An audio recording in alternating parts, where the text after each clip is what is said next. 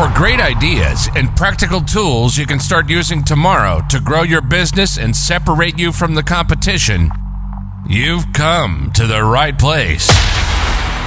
If you're into B2B marketing and sales, then welcome to the one and only B2B Marketing and Sales podcast. With over 60 and counting total years in the trenches of businesses small and large, they have a plethora of knowledge and experience that generate you more leads, capture more clients, ring up more sales.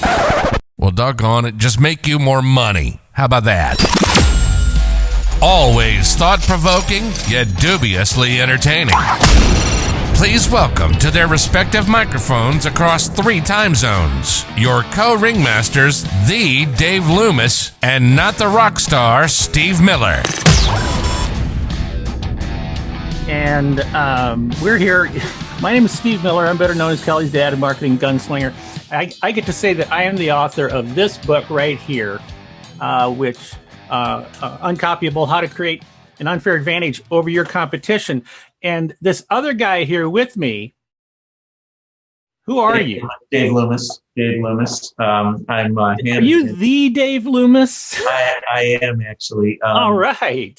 And I'm Hannah and Emily's father. How about marketing gunslinger? I'll have to think of another term, but I happen to be the author of this book, which is getting a lot of reflection because it's so bright. It's just you're just sending off a real blow here. Marketing is everything we do, so you've come to the right place for sure. Yeah, we were both, and I got to tell you, I love Dave's book. So make sure you get his book and my book, and then and we'll be able to buy a cup of coffee. And Steve's is great too. I tried to copy it, but it's actually uncopyable. So we're both, and we both love orange. So we just recently did. Yeah, I recently interviewed Dave for a client of mine, and we did a webinar together, and we had such fun. We had so much fun talking about marketing and branding and different stuff like voice of the customer, which is a big part of your book. And after it was over, we just said, why should we stop here? Let's just keep this thing going. So we decided we're kicking this off as the first episode of our now famous podcast that we have come up with the very, very clever title of the B2B Marketing and Sales Podcast. Yeah, people won't really understand it, but because it's so confusing a name. Yeah. Really isn't. Actually, we're not fancy. Actually, some of the best marketing is pretty darn straightforward. We could have gnashed our teeth for months over a clever name. But what did we decide? You know what? And that reminds me, I'm glad you said that. Something very specific. We just chose something very, very specific and descriptive. Because we want to give people good ideas. We're gonna be riffing about marketing. We're gonna be riffing about branding. One of the things that I am very big on, Dave, you can agree or disagree with me on this. I am really big on measurement. That marketing should not be unmeasurable. Yeah, it's hard to disagree with that. Yeah, but to just back up very quickly when we talked about how obvious the title is, right? And that sometimes saying the simplest thing is really the smartest thing to do. And I don't know if you're familiar with this, but this is a book called Obvious Atoms. As you can see, it's just a little pamphlet book. Obvious Atoms, the story of a successful businessman. This is a tremendous sales and marketing book that I would recommend to everybody. Very small. And the premise of it was that this guy was in advertising and he wrote ads that just said it like it is. And was very, very successful at that. And so I love the fact that you and I agree on that we want, number one, we want to help people. We want to help them make money, help them make more money, help make their businesses more successful. Gee whiz, which means you can hire people, you can be, you can pay your taxes, That all do all that stuff. So, all right. So my question for you today, and this is going to be a very free form type of format. Sometimes we might have guests. Sometimes we might be alone. Who knows? Who knows? Right. Sometimes my smoking hot wife will join us to talk a little bit about sales. We'll bring other people in as well, of course.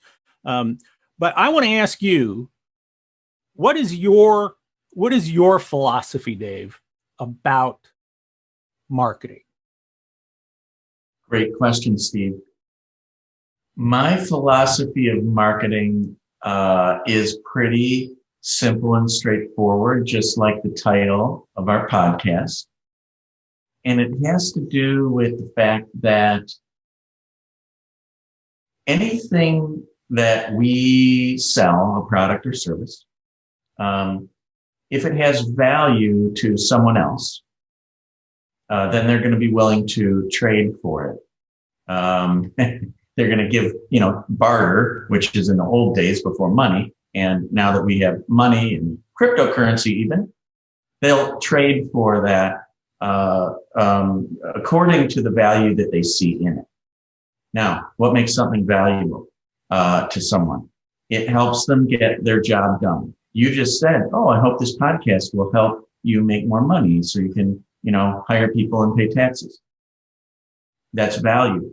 Now, if somebody sees value that it's going to help them with their job, then they're willing to trade for your product or service. So what is marketing then? To me, marketing is understanding what is of value to the customer and then developing the product or service to fulfill that, not just once, but on an ongoing basis, and keeping the pulse of that customer need and their pain points and making sure that we continue to add value. And the subtitle of my book, Marketing is Everything We Do, is how serving others brings success in business and in life. And so to me, good marketing is serving others, is serving your customer. All of us in a business, unified, whatever our job title is, with our focus outward toward that customer in service to them. That's it. That's my philosophy. Yeah, that's a beautiful philosophy. I really, really like it. And when we talked in the other interview that we did, before, we actually got into more of a conversation about the servant leadership. Servant leadership, servant innovation. Yeah, exactly. Servant innovation.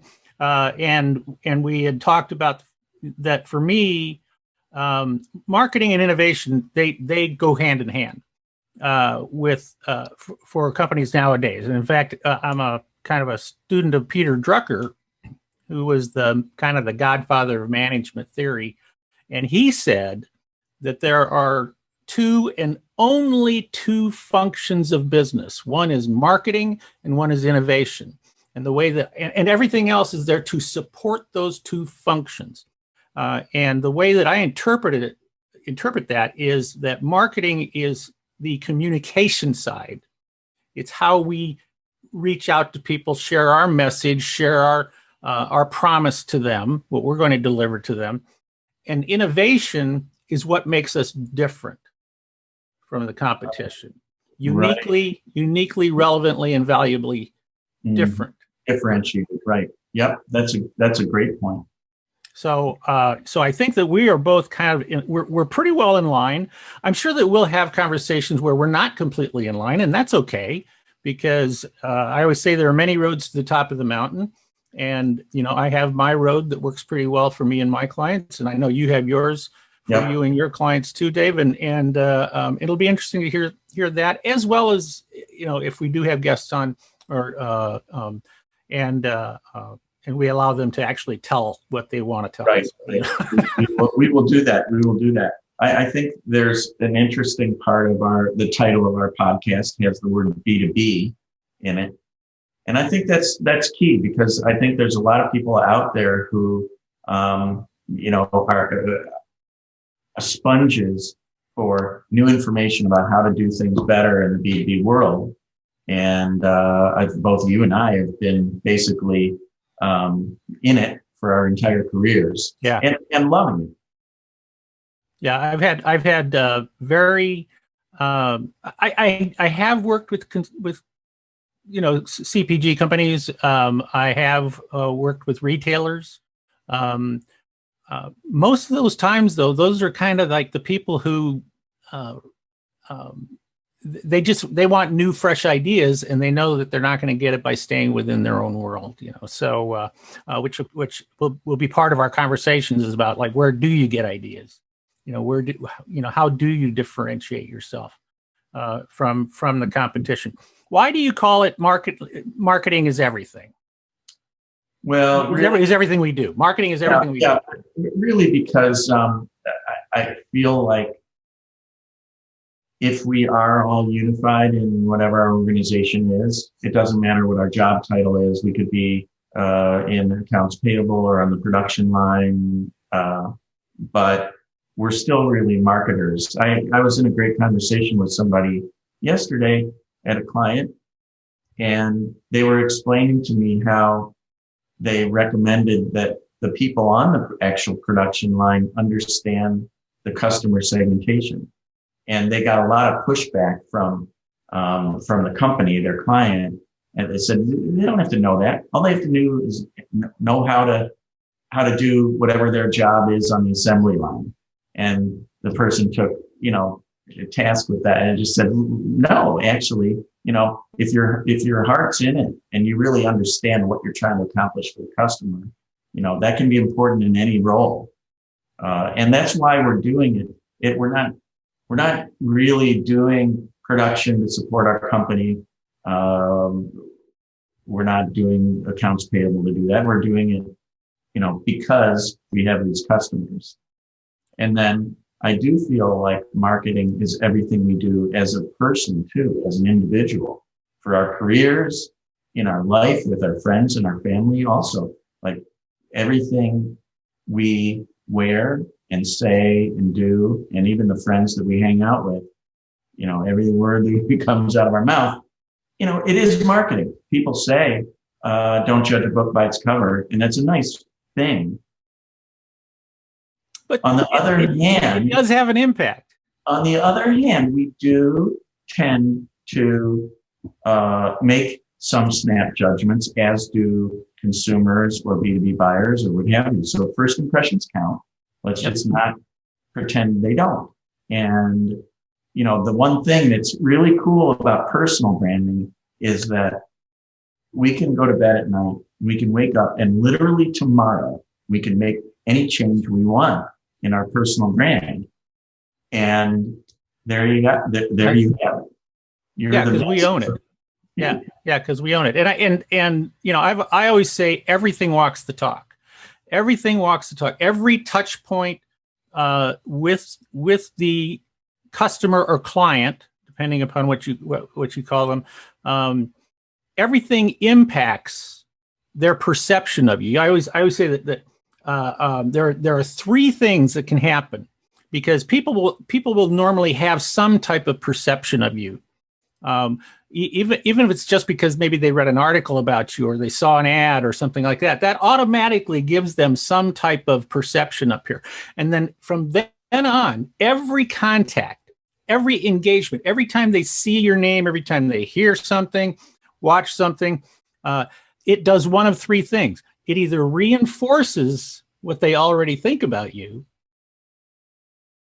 it enhances what they already think about you, or it diminishes what they already think about you.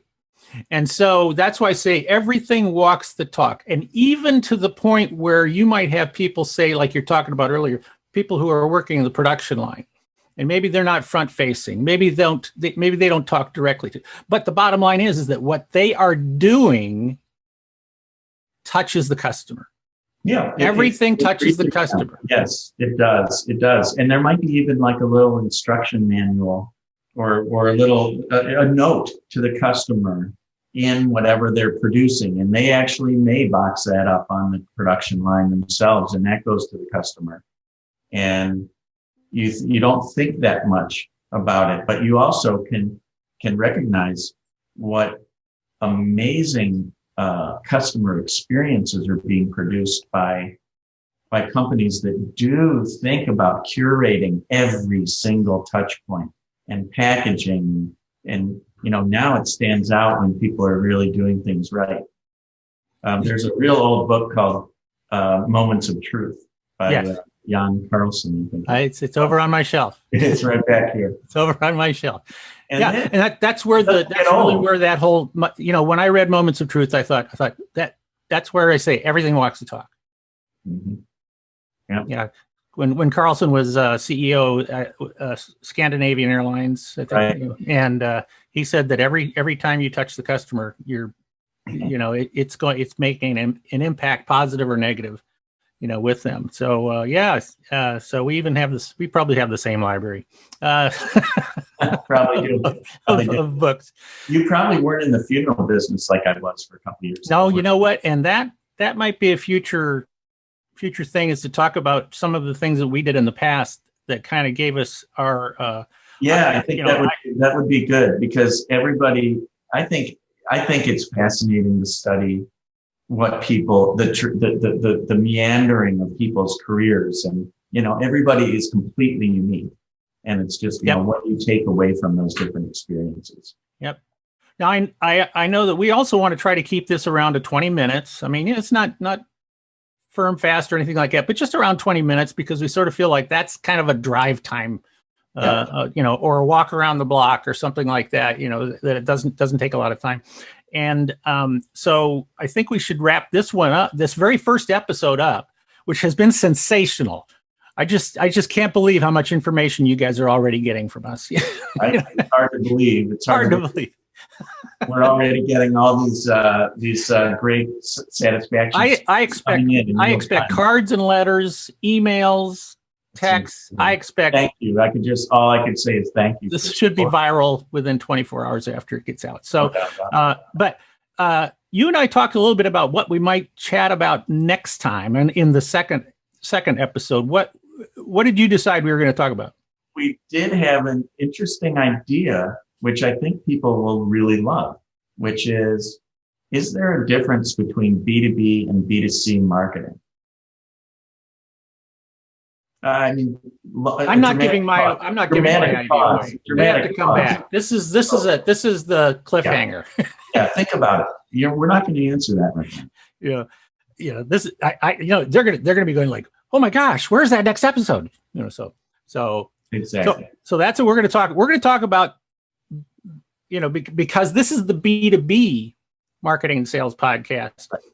But we want to, and people do often ask that question. They also say, what really is the difference between B2C and B2B? So we're going to talk about that in our own opinions, because we've both got strong opinions about that. So be sure to stick around to listen to the next episode. And I am Steve Miller, better known as Kelly's dad and marketing gunslinger, and that is Dave Loomis, the Dave Loomis. The Dave Loomis. I like that. Yeah. The Dave Loomis.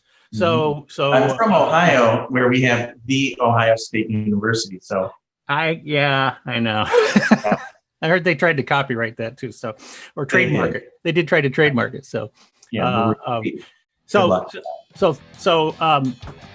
this was fun, Dave. Great talking to you, and I will see you on the next show. Okay. See you then. See you, everybody. Thank you for listening to another episode of the one and only B2B Marketing and Sales Podcast, the source for B2B marketing and sales insight. If you enjoyed the podcast, please be sure to subscribe and leave these old guys a 5-star rating. Check the show notes for any links and contact information. You can always contact us by going to b2bmarketingsalespodcast.com. Thank you, and keep on marketing, keep on selling.